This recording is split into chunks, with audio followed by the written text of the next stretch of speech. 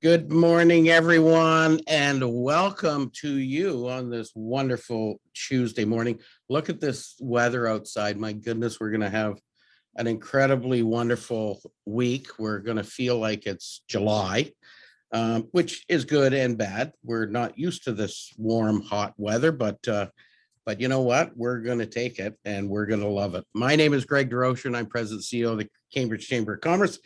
And we're pleased you have decided to join us online this morning. Chamber's vision is to inspire change and lead in fostering greatness in our community and economic prosperity to make Cambridge the most envied place to live, work, play, and build your business. If you're following along today and you want to send out some messages, please use our hashtag CAMBCOC. We'd love to follow along with you as well. So if you use a hashtag, we'll be able to do that. At this time, I want to recognize today's signature sponsor, and that is Immigration Partnership Waterloo Region. And we have a wonderful relationship with Immigration Partnership. And nothing is more important to us, especially now, than our work that we're doing with the Immigration Partnership. We need employees in our workplaces. We need to work with them to help integrate those folks into our community, but more importantly, integrate them into our workplaces. So on behalf of the Immigration Partnership, Waterloo Region, I invite now Nora Whittington to come in and bring greetings on behalf of them. Nora. Hello, everyone. Thank you, Greg. I'm Nora Whittington. I'm one of the team members at the Immigration Partnership for Waterloo Region, and we're really happy to be a part of today's event. We really depend on partnerships like the Chamber of Commerce to be able to reach out to the community and to deliver information, build awareness, and to try to bridge the gaps. And as Greg mentioned, talent is a huge issue. Within the Immigration Partnership, though, there's 3 pillars of activity, as you can see: settle, work, and belong. So we're looking at issues like housing, healthcare, English language, of course, the work, and just creating a greater sense of belonging for immigrants and refugees in Waterloo Region. We've been around now for almost 12 years. We're one of many immigration partnerships across Canada, but certainly with the work pillar, and that's why we're here today, it's really critical. As you know, we're having so many employers reach out to us trying to find people, and it's a real struggle. So we really are excited to be able to participate in sessions like this so that there can be more information for employers and a way to be able to access resources. So by all means, reach out to us at the Immigration Partnership. We're very grateful to be a part of today's session. Thank you. Nora, thank you very much. And on behalf of the Cambridge Chamber of Commerce, your team does a wonderful job. We certainly appreciate everything that you folks do because you're really helping us build strong communities. And that's the importance of the Immigration Partnership.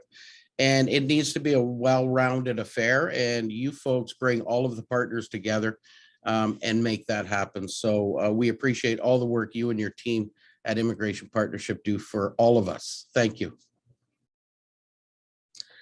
Okay, at this time, I'm going to like to introduce our presenters this morning, Lara Dyer and Maringiz Monsef.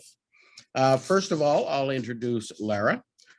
She is the Canadian Director for Talent Beyond Boundaries, a nonprofit organization that connects refugees abroad with job opportunities in Canada. TBB's purpose is to create opportunities for refugees to move safely that are additional and to traditional humanitarian settlement. Prior to joining TBB, Lara worked in the government of Canada for over 25 years, mostly in regional economic development and immigration. In partnership, Lara formerly worked as a director for Immigration, Refugees, and Citizenship Canada and was instrumental in pioneering phase 1 of the Economic Mobility Pathways Pilot, EMPP, Canada's approach to refugee labor mobility.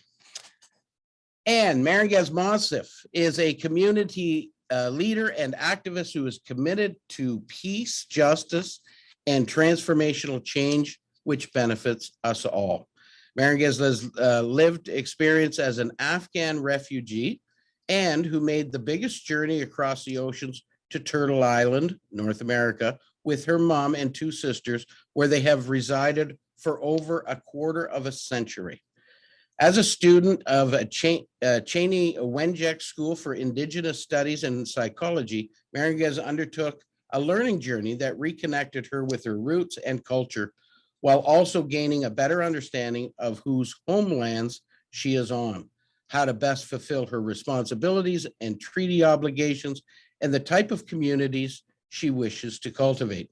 As a result, she founded and or managed many projects such as the Nago Wanong Youth Solidarity Initiative, Indigenous and Muslims Uniting Initiative, and the Nina Nu Oske Poisik, Passing the Bundles Onto the Path of Young Ones, all aimed at building relationships founded on respect, honesty, and unity. And I probably screwed up those names, but she can correct me when she gets on, thus leading to an understanding and solidarity between Indigenous and newcomer immigrant communities. Upon graduating from Immigration Consulting, a diploma program, Maringuez has been involved as a refugee advocate in the refugee and settlement sector, who identifies and offers solutions to the systematic barriers that hold organizations, establishments back from achieving equity in their full potential.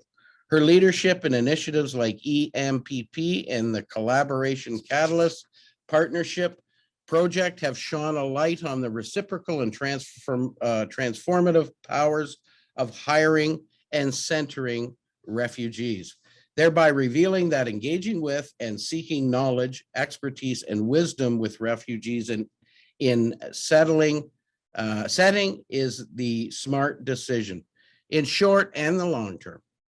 And in fact, this type of innovation is exactly what Canadian and global economy needs as we collectively respond to COVID-19 pandemic and rebuild effectively and sustainably. Maringuez is truly excited to connect with Canadian employers who are committed to diversity, equity, and inclusion, and are ready to take the smart and bold decision to hire highly skilled global refugees and experience for themselves the positive and transformative effects. Ladies and gentlemen, welcome Lara and Maringuez. Take it away. Good morning. Thanks, Greg, for those introductions. And we are so happy to be here. As Greg mentioned, my name is Lara Dyer, and I'm Canada Director for Talent Beyond Boundaries, which is a global organization that is looking to make job matches between employers and skilled refugees across the world. In Canada, we do work very, very closely with our sister organization, Jumpstart Refugee Talent. And we would just love the opportunity to work with you to fill your labor market needs with our candidates. We have a talent catalog of over 42,000 skilled refugees who are looking for opportunities in Canada and other countries. So I'll turn it over now to Maringuez, who's going to take you through a quick overview of our process, but we want to leave lots of time for discussion and questions with you as well. So thanks, Maringuez.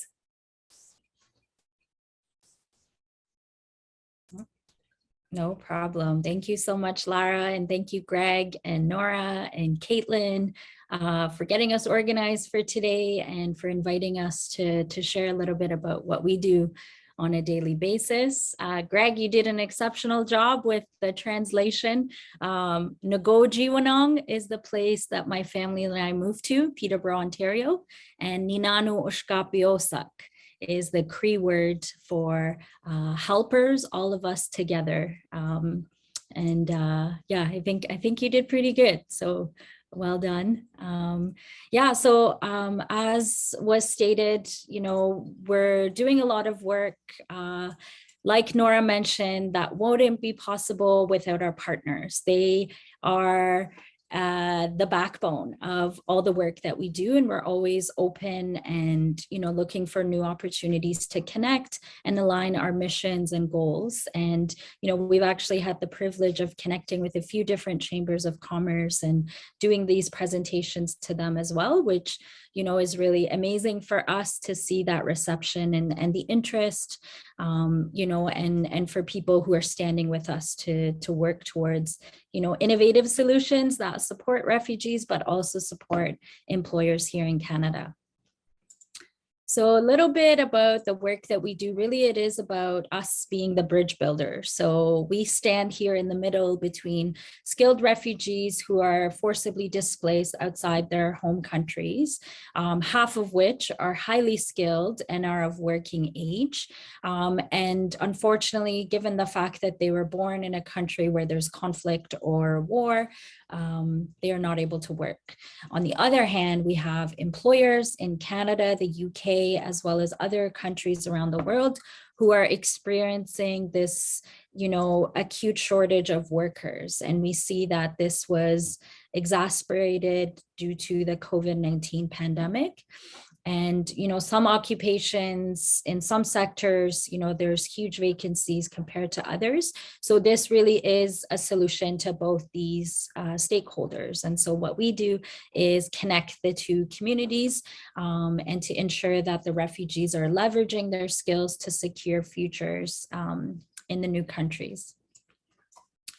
So what's really great about our work with Talent Beyond Boundaries is that it is a global entity. So we're changing and transforming systems across the globe, and we're also inspiring different countries like the United States, Portugal, Belgium, New Zealand, and many, many more that are also signing on.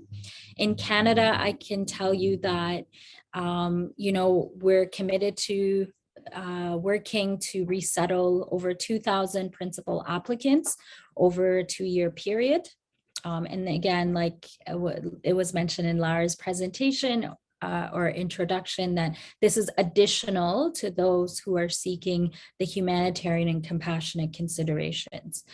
So this is a really key difference with this program. And we have moved over 650 refugees across the globe as a result of this important initiative.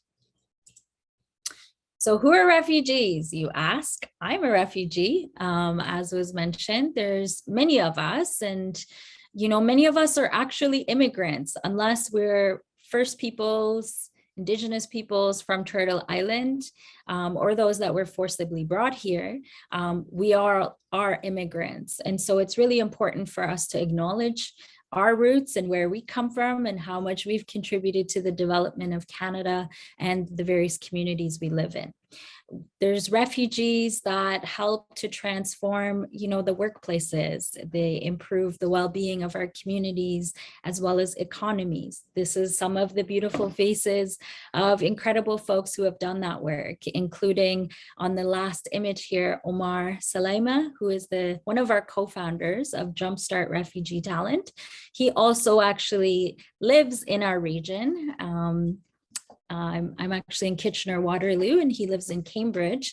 And he was responsible for supporting the first Canadian hire to Bonfire. So that's something that, we're really proud of Omar for carving the path for many other employers to follow in his lead and his team's lead. And just, the distinction here is that, refugees are displaced because of the gross human rights violations that they're experiencing as a people. They're persecuted based on simply their identity or belonging to a specific group or religion. So they're not destitute people that need saving, that need help. They have, diverse skill sets, and they're resilient individuals that really are the key, in my opinion, to unlock a lot of the challenges that we face here. So Lara mentioned a little bit about the talent catalog. So we do have over 40,000 refugees that have currently registered.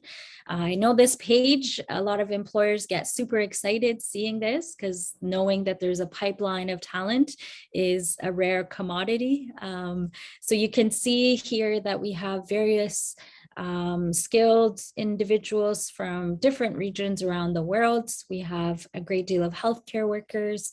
We have those trade workers, engineers. We've got your tech professionals, which are in high demand. And then we also have others like butchers, chefs and bakers who, believe it or not, are a skill in demand here across Canada as well. So depending on your need, depending on the positions you need filled, we have, almost a handful of candidates for you. And if you don't see it listed here, we always can go out and do additional outreach to our communities and get more folks registered. I also just want to highlight tbbtalent.org is the website where other refugees can go on there and register and create a profile. It's free of charge. They can do it from their cell phones even. And this enters them into our talent catalog to then be considered for durable solutions, not just in Canada, but the UK, as well as the other regions we work in as well. So how does this all work is also a very, very common question that we get from employers. And I do want to acknowledge that, it is a process. It does take time. There's got to be input that employers put in, but I can guarantee you that the output will be, phenomenal. And it's going to change your workplace. It's going to change how the team works together. And also it's going to change your output as well. We do have a proof of concept. We've been doing this work through this pilot for over 3 years. So this is the most evolved version that we're presenting to you right now. And again, it's through the partners and other employers coming on board and providing us with that feedback that we continue to evolve and perfect this process and to make it as smooth and streamlined as possible. So the way that it works, we must begin at the very beginning, which is understanding and ensuring that there is an eligibility for the employer in terms of their revenue, the size of their company. We also have to ensure that they're in good standing and have been around for at least 3 years. We also need to ensure that, the role that you're putting forward or the job description that you're going to send us also meets the requirements as set out by Immigration, Refugee, Citizenship Canada. And then we, of course, make sure that our candidates are also eligible for these positions. So once we receive the job description from you, in as many roles and as many positions as you want within those roles, we go back and, consult our immigration consultant, who then lets us know all the requirements are being met. And from there, we can take that job description you've provided and shortlist a series of candidates for your review. Next, we go into our recruitment mode with you. And we try to mirror your process as best as possible. So, right now, a lot of people are doing video interviews and skill validation testing. So you could do multiple interviews and you can interview the candidates that you feel are suitable fit with your company. And if there is a candidate that you find that is the perfect candidate for you, that is the time where you would offer a job, and the candidate also has the opportunity to accept or respectfully decline, because they also may be getting offers from different countries, different businesses as well. And we really are about empowerment and allowing our candidates to make the best decision that suits them. So the great thing up to this point in the process, there's no commitment, there's no obligation. And, it could just be an exploratory for you, because we recognize that this is a new process for a lot of employers. So if a contract is signed by both parties, we then begin that visa application process. So through our partnership with Fragment, we work with this immigration provider because of their level of expertise and knowledge with these types of cases. There is a mandatory job posting period. In Ontario, it's 4 weeks. In BC, we're looking at 2 weeks. And the Fragment representative that we have on our team actually monitors the entire process for us from immigration side. So you don't have to fill out forms. You don't have to worry about staying on the phone with IRCC or doing any of those things. We take care of that, and we guide you as well as the candidate through that process. So once we get that celebratory message that the visa was approved, we then work with our settlement support person and our partners, Miles for Migrants, to set up and book flights, make sure they have the right visas.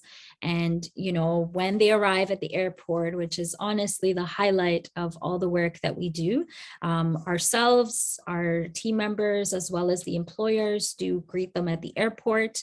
And our settlement worker continues to work with them to ensure that they are connected with the settlement services specifically in that region, and that the employers and the community there also have the equipment and tools and are ready to receive these candidates. So we do offer cultural awareness training, cultural sensitivity supports. We even provide resources about the interview process, things to consider to support you. And then we continue to work with both the employer as well as the employee for up to 12 months. And actually it's really more. And we ensure that, we're doing those checks and balances and making sure we're collecting feedback as well. So this whole process is, the timeline we're looking at is about 6 to 9 months. And we do get feedback from employers that this is a long time for us to wait. We needed people yesterday. And we understand that, we respect that. And, we're working in partnership with IRCC as well as the minister to drop down those timelines to closer to 6 months. So this may be something that we see in the very near future. So this really, I say to employers, is ideal for positions that are evergreen. Also, if you're doing projection and planning, just plan out that 6 to 9 month window. We can expedite this process as best as we can. We also lean on employers to help us, respond quickly to emails and get that information out to us as well. And, it is a long time to wait, but you can also set it up where you have multiple hires, right? So you could be hiring through cohorts and you could hire 5, 10 candidates so that when they arrive, you can begin all those projects and begin that vital work that's needed for your company. All right, so onwards to the next page. I do just want to feature some of the beautiful faces of the individuals and their loved ones who have been able to travel to Canada. We have some of our colleagues here, Kat, as well as Basil. Sahana is our settlement worker. This is, I would say, the most recent family that have arrived. And what's really great about this program is that the candidates are able to bring their spouse as well as their children.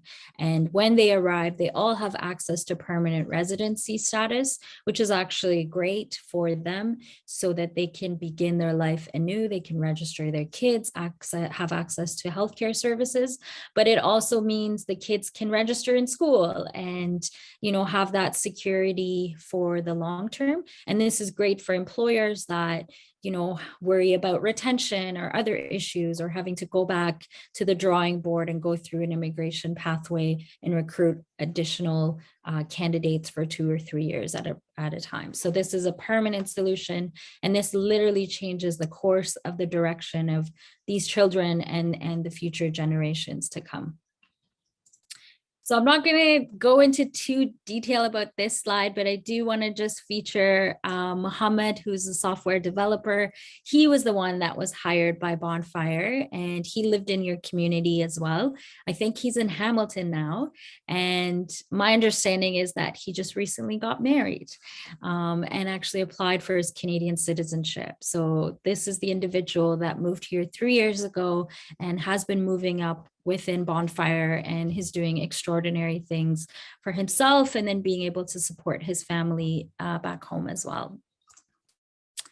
So there are, of course, costs associated with this process. We do have, as nonprofit entities, we rely on government and philanthropic funding. We're also charitable status. And so as much as we wish we could put all of our resources into this, we also have to be mindful of that.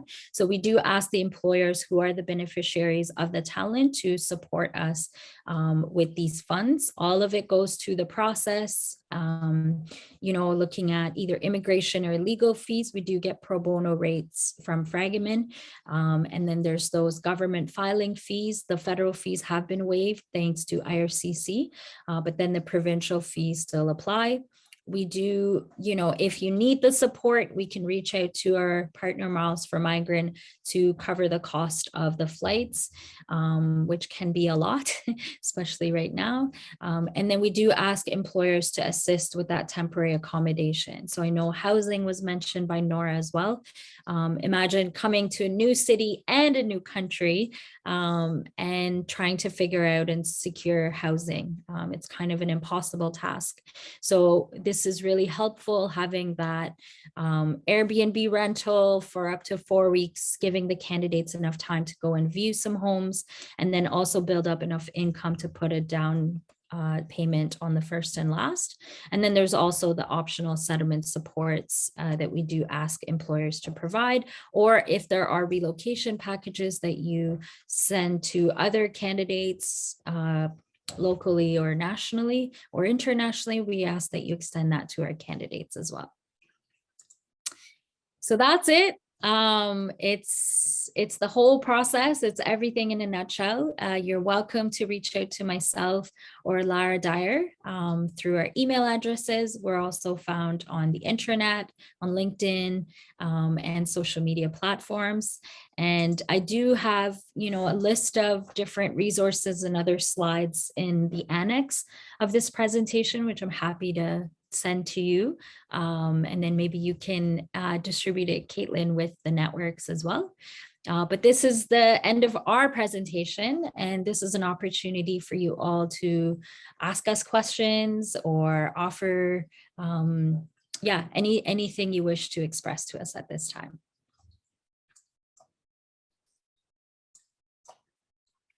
Thank you so much for all of that fantastic information. I think it'll be, it is a very great program.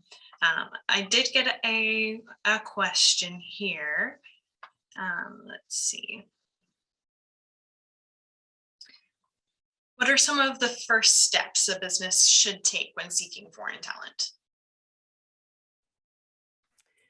So I can start with that one, and then Margis, if you want to add, feel free to do that after. So yeah, definitely. I think it's good to be aware of some of the points that Margis did raise in terms of the processing time for immigration applications being 6 to 9 months. So this isn't necessarily going to be the only solution that an employer needs, in particular to fill immediate vacancies and openings. But we do recommend that for those roles where 6 months from now, 12 months from now, you're still going to need them, that those are a good place to start for this kind of programming.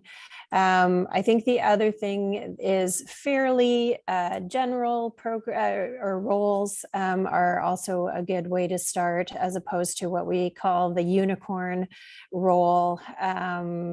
Just finding roles that are general enough and have kind of a skill set that would be pretty available in the general population, then chances are it's also going to be available in our talent catalog. So I think the first step is to really think about roles that your organization needs and that they're going to need on an ongoing basis.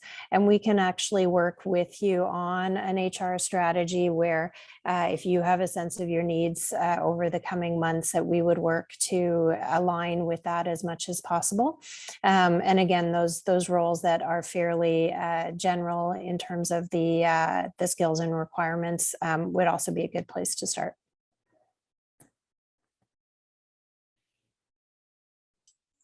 Yeah, I think I just echo what Lara said. And just the only other thing, I guess, I would just encourage employers to think about you know, it's not just about hiring diverse talent. It's also important to note, you know, are you creating a welcoming environment for those candidates? Like, we have some of our candidates who are Muslim and they pray 5 times a day, right? So they do need that space to go and do that important thing to their spiritual practice.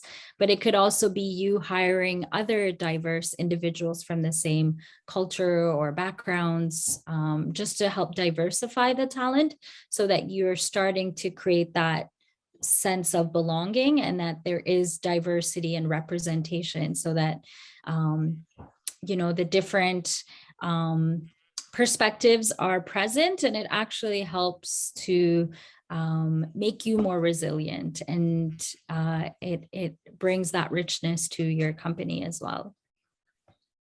Caitlin, I see a couple of questions in the chat, so can I just dive in on those ones? Is that okay? Absolutely, yeah.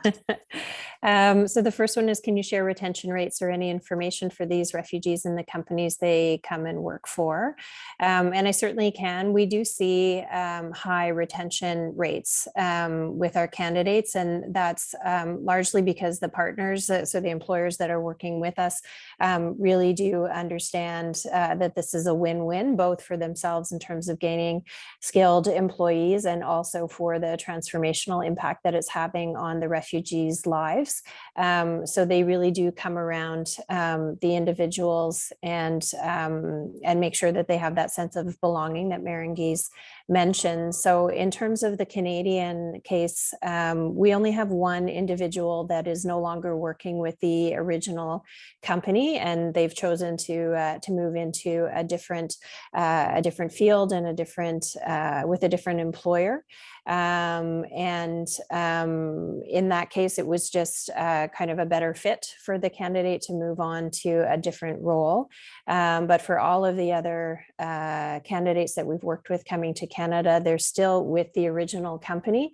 But as Marenghi's mentioned, some of them have been able to be promoted within the company. So they're not necessarily in the same role, but with the same employer. And the second question is, in order to apply via this program, does the applicant have to hold refugee status? This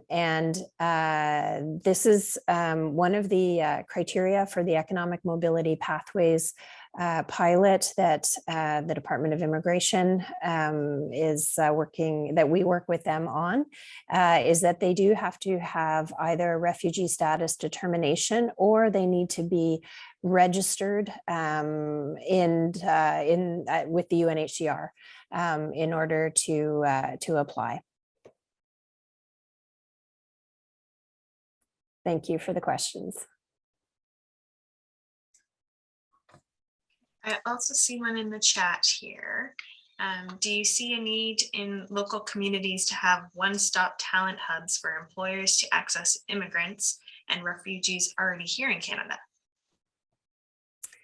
So this is a great question as well, and that's why TBB is partnering with Jumpstart, because Jumpstart offers opportunities for refugees that are already in Canada, and TBB is really focused on creating additional opportunities for refugees abroad to move to safe countries for work.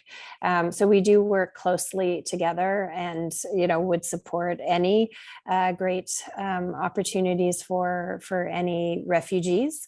In terms of creating talent hubs, I think that sounds like a great way to go. I know that some communities are sort of creating that through local economic development organizations. We have a partnership, for example, with Cornwall and the local economic development office there. So that's definitely a good way to approach it. And then you can work with multiple employers at the same time to look at their needs and recruit kind of on the cohort basis that Marenghi's mentioned. So either larger employers that have multiple opportunities, or where a hub could pull together multiple employers in a community and work. We'd be happy to work with you on that kind of basis to look at a number of different roles across several companies. Fantastic. The next question is, what are some of the biggest stumbling blocks businesses face trying to recruit foreign talent? And then what are some of the barriers foreign talent faces on the other side? Those are great questions.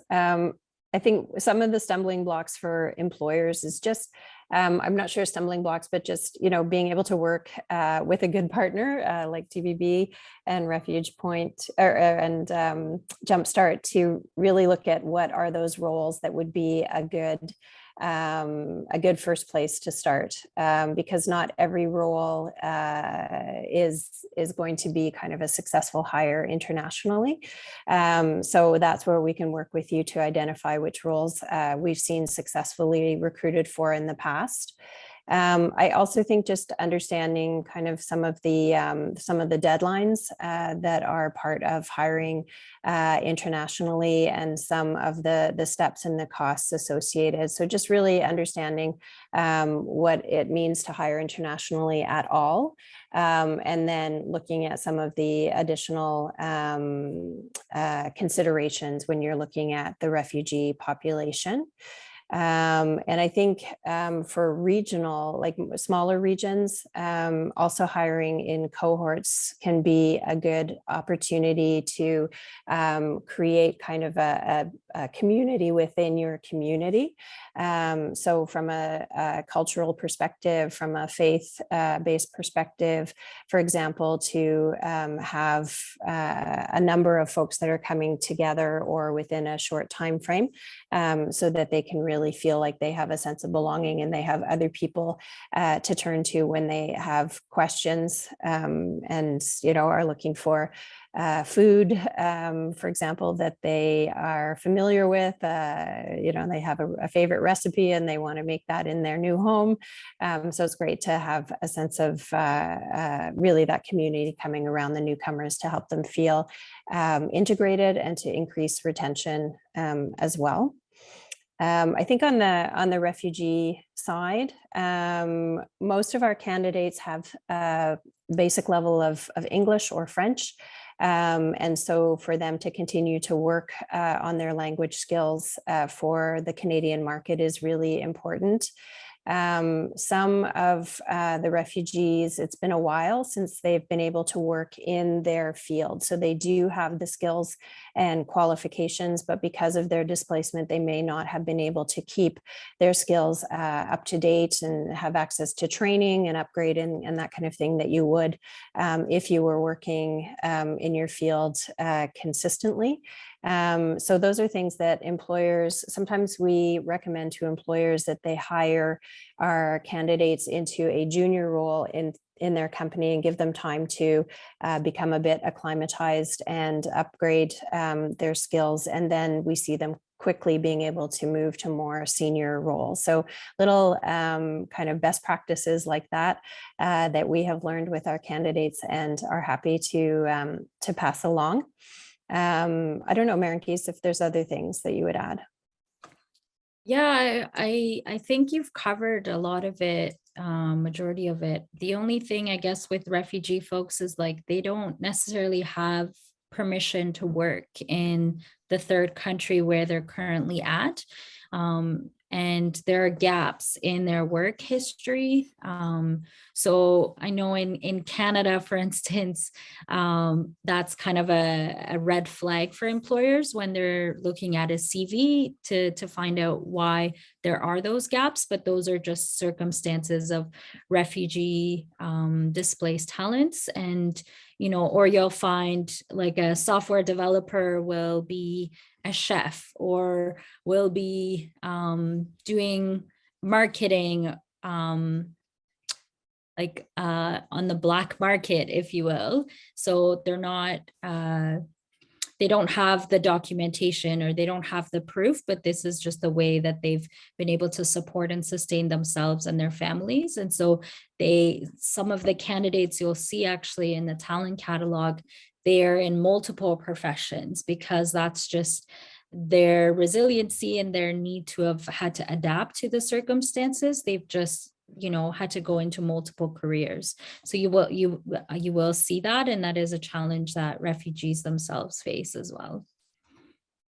And I think maybe just to add to that, through the Economic Mobility Pathways pilot that IRCC leads, there are facilitation measures that are offered to our candidates to overcome some of those displacement related barriers. So I do want to emphasize that our candidates are fully qualified in terms of kind of the economic skills and qualifications that they have. Where they need facilitation is more related to the immigration process itself. So as Marangie's mentioned, sort of being able to document their work experience in a way that isn't maybe the usual way. Also, many folks, for example, don't have a passport anymore, or it's expired. And so IRCC will facilitate, their being able to travel to Canada.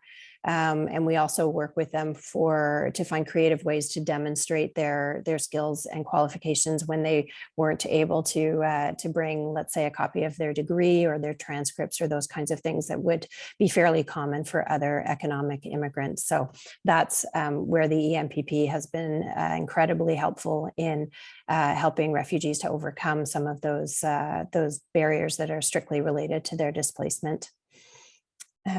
See a comment from Brian. So how do current conflicts such as what's been taking place in Afghanistan and the Ukraine affect the situation? Does this help to draw attention? Yeah, as unfortunate as those circumstances are, one of the benefits has been folks reaching out to us to find out how they can help.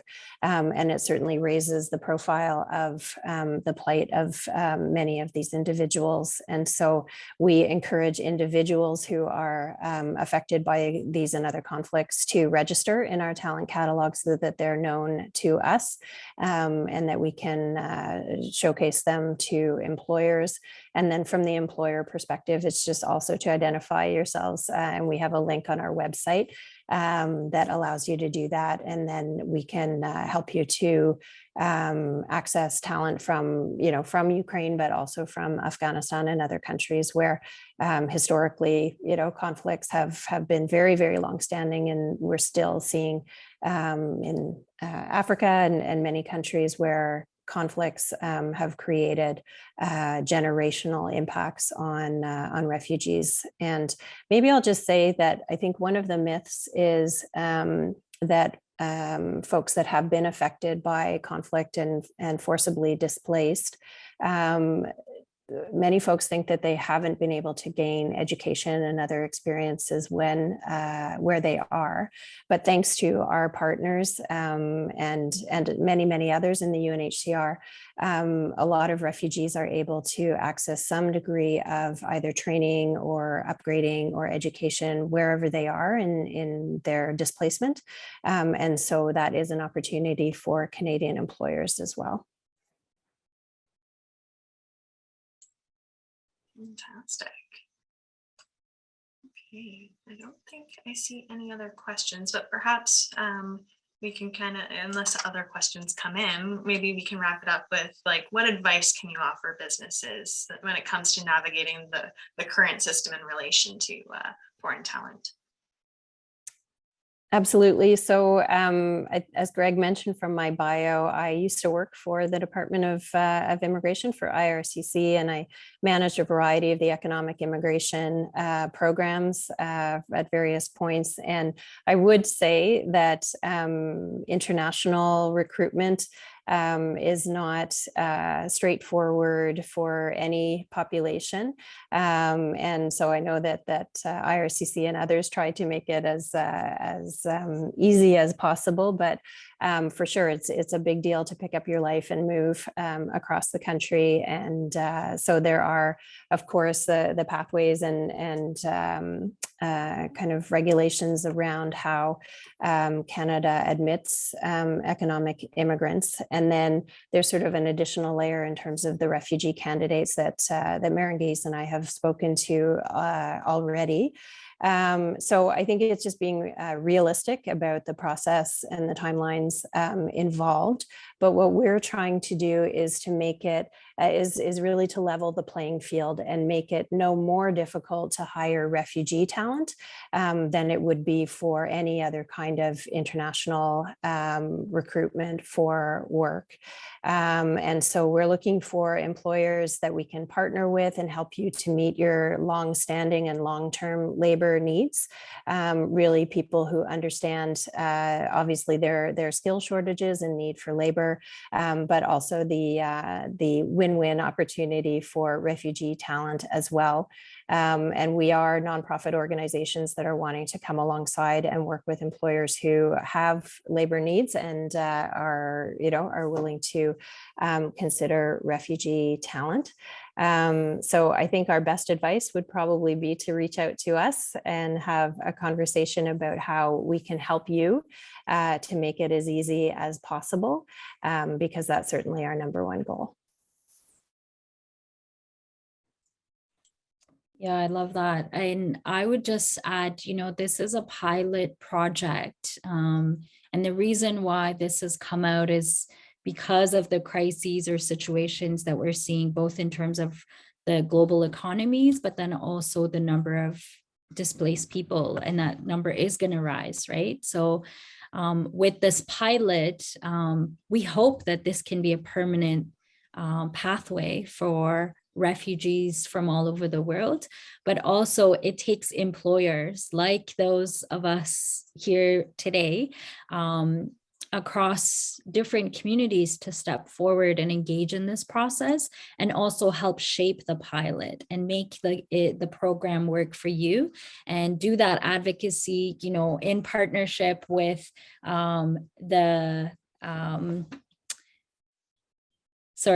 Immigration Partnership Waterloo region, and do that advocacy on both fronts so that we also can help tailor these programs for you and the needs that you have that are specific to your communities as well. So there is a lot of power. You have a lot of say. You just got to step up to the plate and, make your voice heard. And yeah, we guide you through the entire process. So you're not alone. We're here. We're with you. And yeah, we are really in close contact with all of the employers who have hired, as well as alumni. And we feature them at different events as well, because we're all really proud of what we've been able to accomplish. And once you get in there and experience it for yourself, then you will understand too.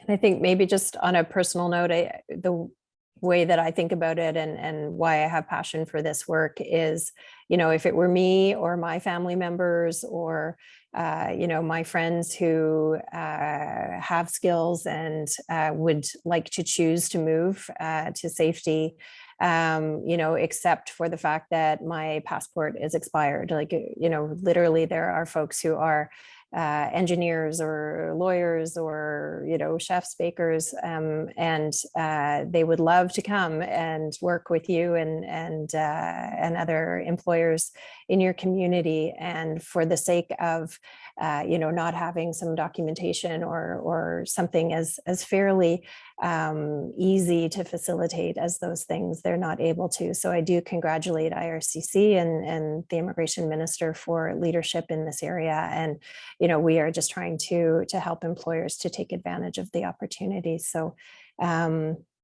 yeah, please do reach out to us for rough costs for fees. I see a question in the chat. And we do say that it costs between $6,000 to $8,000 per candidate for all of the costs that Marenghi's had on the slide. And it depends on the family size and other factors. So it's hard to say exactly, but that does include the immigration processing fees from the government, although the federal government has waived their fees.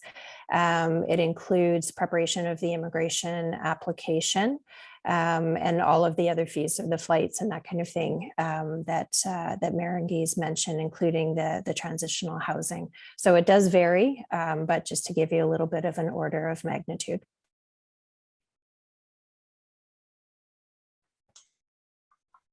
Oh, that's fantastic. If that's it, I just really wanted to thank you, Caitlin, for organizing this, and for Greg and for Nora, and just making this possible. It's obviously something that we're very excited about and wanting to work with employers on. A really good solution, I think, in the toolkit of employers who are looking for top talent. And we'd just be delighted to work with anyone who's interested in following up.